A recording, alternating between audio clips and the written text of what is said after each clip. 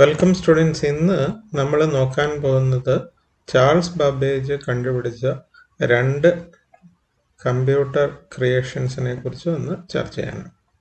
അപ്പോൾ അദ്ദേഹം ഇന്നുള്ള കമ്പ്യൂട്ടറുകളുടെ ഒരു പ്രീഡിസസർ പോലെ രണ്ട് മെക്കാനിക്കൽ കമ്പ്യൂട്ടേഴ്സിനെ അദ്ദേഹം ഡിസൈൻ ചെയ്യുകയുണ്ടായി. അപ്പം ഈ ഒരു മെക്കാനിക്കൽ കാൽക്കുലേറ്റർ അദ്ദേഹം കണ്ടുപിടിക്കാനുള്ള കാരണം എന്താണെന്ന് ചോദിച്ചു കഴിഞ്ഞാൽ, അദ്ദേഹത്തിൻ്റെ ഒരു സ്വപ്നം എന്ന് പറഞ്ഞാൽ മനുഷ്യനെ ഈ മാത്തമാറ്റിക്കൽ കാൽക്കുലേഷൻ ചെയ്യുന്ന ആ ബുദ്ധിമുട്ടിൽ നിന്ന് മാറ്റി നിർത്തുക എന്നുള്ളതായിരുന്നു അദ്ദേഹത്തിൻ്റെ ഒരു സ്വപ്നം. അപ്പോൾ അദ്ദേഹം ഇതിനു വേണ്ടി ഒരു മെക്കാനിക്കൽ ഡിവൈസ് ഉണ്ടാക്കി, അല്ലെങ്കിൽ ഉണ്ടാക്കാൻ ശ്രമം നടത്തി. അതിൻ്റെ പേര് ഡിഫറൻസ് എഞ്ചിൻ എന്നായിരുന്നു. അപ്പോൾ അത് അർത്തമെറ്റിക് കാൽക്കുലേഷൻസും അതിൻ്റെ റിസൾട്ട്സ് ഓട്ടോമാറ്റിക്കായിട്ട് പ്രിന്റ് എടുക്കുന്ന രീതിയിലാണ് അദ്ദേഹം 1822 ഡിഫറൻസ് എഞ്ചിനെ കണ്ടുപിടിച്ചത്. അപ്പം ഇദ്ദേഹത്തിൻ്റെ ഈ ഒരു പ്രത്യേകത എന്താണെന്ന് ചോദിച്ചു കഴിഞ്ഞാൽ, ഈ മെഷീൻ്റെ പ്രത്യേകത എന്താണെന്ന് ചോദിച്ചു കഴിഞ്ഞാൽ, ഇത് വർക്ക് ചെയ്തുകൊണ്ടിരുന്നത് ഇങ്ങനെ ഒരു ലിവർ ക്രാങ്ക് ചെയ്തുകൊണ്ടായിരുന്നു.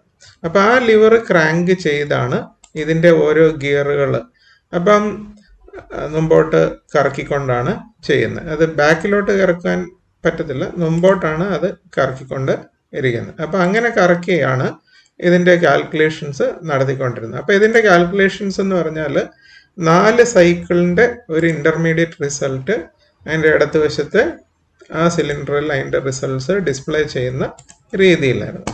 അപ്പം ഈ ഒരു ഡിവൈസിൻ്റെ ഒരു പ്രശ്നം എന്താണെന്ന് ചോദിച്ചു കഴിഞ്ഞാൽ, അതിൽ സ്റ്റോർ ചെയ്യാനുള്ള ചില ബുദ്ധിമുട്ടുകൾ ഉണ്ടായിരുന്നു. ഡാറ്റ അല്ലെങ്കിൽ അദ്ദേഹം ചെയ്യുന്ന റിസൾട്ട്സ് അല്ലെങ്കിൽ ഇൻ്റർമീഡിയറ്റ് റിസൾട്ട്സിനെ സ്റ്റോർ ചെയ്യാൻ ചെറിയൊരു പ്രയാസം ഉണ്ടായിരുന്നു. അപ്പോൾ അദ്ദേഹം എന്താ ചെയ്തതെന്ന് ചോദിച്ചാൽ, ഇതിനെ വീണ്ടും ഒന്നും കൂടെ അദ്ദേഹം റീഡിസൈൻ ചെയ്ത് അങ്ങനെ ഒരു അനാലിറ്റിക്കൽ എഞ്ചിൻ എന്ന് പറയുന്ന ഒരു മെഷീനെ പ്രീഡിസസർ പോലെ അദ്ദേഹം തയ്യാറാക്കാൻ ശ്രമിച്ചു. അപ്പോൾ ഇതിൻ്റെ പ്രത്യേകത എന്താണെന്ന് ചോദിച്ചു കഴിഞ്ഞാൽ, അദ്ദേഹം ഇതിൻ്റെ ഇൻപുട്ട് ഔട്ട്പുട്ട് ഡിവൈസ് ആയിട്ട് പഞ്ച് കാർഡിനെയാണ് ഉപയോഗിച്ചുകൊണ്ടിരുന്നത്. പഞ്ച് കാർഡ് ഡിവൈസസ് ആണ് നമ്മൾ ഉപയോഗിച്ചുകൊണ്ട് ഇരുന്നത്. അപ്പം ഇതിൻ്റെ ഒരു പ്രത്യേകത ആ ഒരു ഇതാണ്. അദ്ദേഹത്തിൻ്റെ ഈ പ്രോഗ്രാംസ് അല്ല ഇൻസ്ട്രക്ഷൻസ് എഴുതിക്കൊണ്ടിരുന്നത് അഗസ്റ്റ അഡാക്കിങ് എന്ന് പറയുന്ന ഒരു ലേഡി അസിസ്റ്റന്റ് ആയിരുന്നു. അതുകൊണ്ട് തന്നെ അവരെയാണ് നമ്മൾ വേൾഡിലെ ഫസ്റ്റ് പ്രോഗ്രാമർ എന്ന് കണക്കാക്കുന്നു.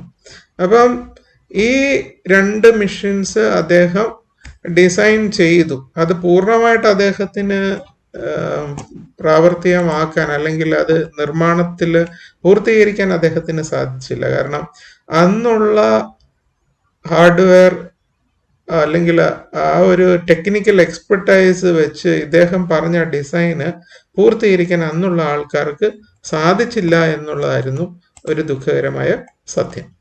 അപ്പം ഈ രണ്ട് മെഷീൻസ് അദ്ദേഹം ഡിസൈൻ ചെയ്തുകൊണ്ട് തന്നെ നമ്മൾ ചാൾസ് ബാബേജിനെ ഫാദർ ഓഫ് മോഡേൺ കമ്പ്യൂട്ടേഴ്സ് എന്നാണ് അദ്ദേഹത്തെ കണക്കാക്കുന്നത്.